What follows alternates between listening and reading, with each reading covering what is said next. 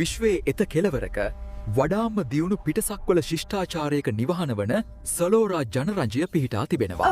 ශ්‍රී ලංකාව අපේ ලොකු නිරාක්ෂණ ව්‍යාපෘතිය. අනේ සෝල් ඔයාගේ සිංහල දැන් ගොඩක් හොඳයි. ස්තුතියි මචන්.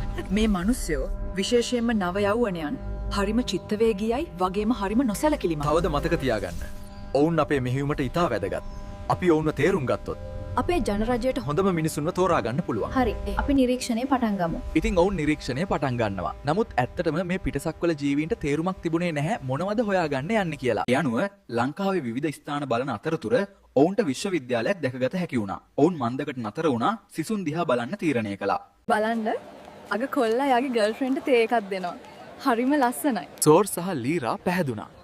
පිටසක්වල ජීවීන්ට අවසානයේ සම්පූර්ණයෙන්ම ආදරයෙන් ඉන්න යුවලක් මුණ ගැසෙනවා. ඒත් එයාලා නොදන්න දෙයක් තමයි මේ කොල්ලගේ ජීවිතේ ඉක්මනටම වෙනස් වෙන්න යනවා කියන එක. ඒක හොඳ විදිහකට නෙවෙයි. ඉතින් පිටසක්වල ජීවීන් ඔවුන්ගේ පර්යේෂණ දිගටම කරගෙන යනවා මේ ලස්සන ජෝඩුව දිහා සතුටින් බලාගෙන එන කුණාටුව ගැන නොදැන. ඉතින් මොකද හිතන්නේ මේ ගැන? අපි ඊළඟ කොටස බලමු.